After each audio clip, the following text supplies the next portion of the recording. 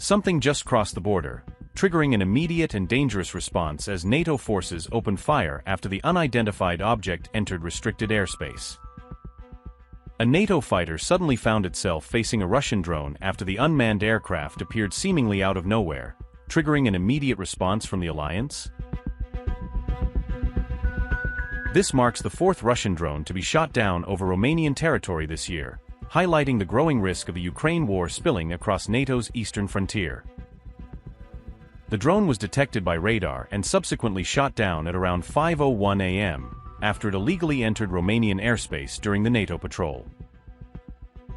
Romania's airspace was breached by a drone that entered the country from neighboring Moldova, raising fresh security concerns along NATO's eastern flank.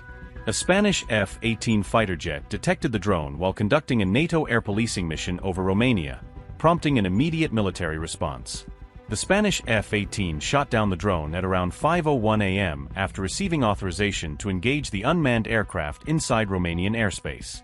Romania's defense ministry, however, did not officially confirm where the drone had originated from, leaving its exact source unclear. Romanian radars detected the drone about 24 kilometers north of the city of Galati, before tracking its movement through the country's airspace. The drone's wreckage is believed to have fallen in an uninhabited area located between two villages, limiting the risk to civilians on the ground.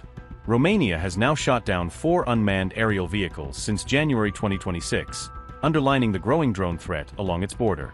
Romania has also reported repeated drone airspace violations as the war in neighboring Ukraine continues to create security risks for NATO territory. Just a day earlier, drone fragments were found in the Romanian border village of Ploru, raising further questions about recent airspace incidents.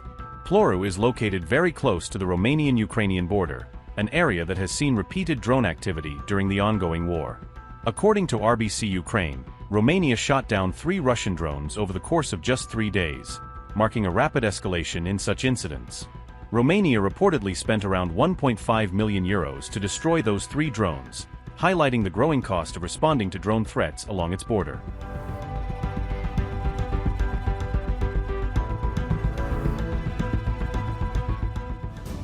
The US has moved to authorize Turkey's transfer of US-made weapons and missiles to Ukraine, according to RT. The proposed package reportedly includes 70 ATACMS missiles and 12 M270 rocket launchers for Ukraine. Turkey's stocks also reportedly include more than 2,500 M26 rockets equipped with cluster warheads. The package includes 47,000 cluster artillery shells and is valued at around $280 million, according to reports. The U.S. State Department submitted the proposed weapons transfer to Congress on August 6 for approval. However, Russia has warned that the transfer could damage Moscow's relations with both Washington and Ankara. A Russian Foreign Ministry spokesperson said the proposed deal would further undermine mutual trust between the countries, RT reported. Maria Zakharova questioned why the US and Turkey were opening what she called another Pandora's box. Maria Zakharova said, and I quote, "Attempts to use peacemaking rhetoric while simultaneously supplying weapons to Ukrainian Nazis inevitably undermine mutual trust. The issue is not only the casualties and destruction that the authorities in Kiev seek to increase, but also the serious damage to our bilateral relations with Washington and Ankara." Unquote. Russia also questioned how and when the American-made weapons would ultimately reach Ukraine if the proposed transfer receives approval. Moscow had previously warned that Western long-range weapons were deepening NATO's role in the Ukraine war and increasing escalation risks.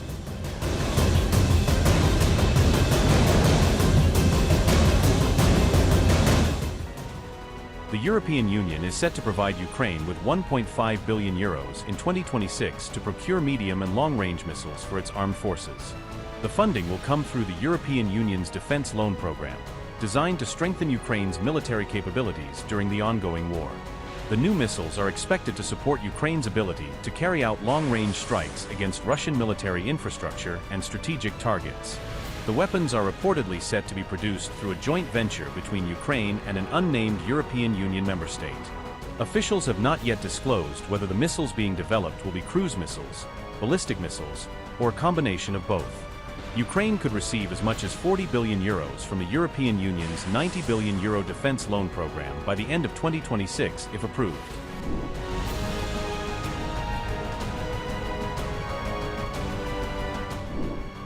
Poland is now considering sending additional Patriot missile systems and interceptors to Ukraine, according to a report by the Kyiv Independent. The move comes after a suspected Russian missile reportedly entered Polish territory during a large-scale Russian attack on Ukraine on July 30th. Polish authorities scrambled F-16 fighter jets after an unidentified aerial object crossed into the country's airspace during the Russian missile barrage. Prime Minister Donald Tusk later said the object was most likely a Russian Kh-101 cruise missile that had inadvertently strayed into Polish territory. Tusk also said Warsaw would review the possibility of providing additional military support to Ukraine following the latest cross-border security incident. I also spoke yesterday, as you know, coincidentally in Lublin with President Zelensky about what is happening in the air over Ukraine and what might happen in Poland. And we both declared a readiness for full cooperation in all possible coalitions, teaming over the safe skies above us and above Ukraine. I know that today it may not be very popular to speak well of Ukraine, but I know, and this knowledge is much more important, that the security of Poland depends directly and straightforwardly on the effective actions of the Ukrainian military, also in the air. If the Ukrainians had much more of what they are constantly asking for, perhaps that ballistic missile would not have flown into Poland. I have no reason to be an advocate for Ukraine in matters of patriots. What is on my mind and heart is how to best secure Poland. Ukraine is shooting at them. Ukraine is really eliminating Russian targets because it is at war with Russia, and it is in our interest to support them in these matters, keeping in mind what we obviously need in a way that enhances our security. So after this event, paradoxically, I will, together with the Prime Minister, consider how to provide further assistance as quickly as possible for Ukraine, also with additional Patriots if needed, because our intention is for Ukraine not to lose this war. After my conversation with Zelensky, the matter is quite evident. The next 100 days could decide the outcome of this war. It's 50-50. There are many mechanisms in the hands of the President of the United States and a few other people. Decisions, for example by Elon Musk regarding Starlinks and other systems, are of great significance. So, in a sense, it happens somewhat outside of politics as well. Patriot air defense systems have remained one of Ukraine's most critical tools for protecting its skies against repeated Russian missile and drone attacks.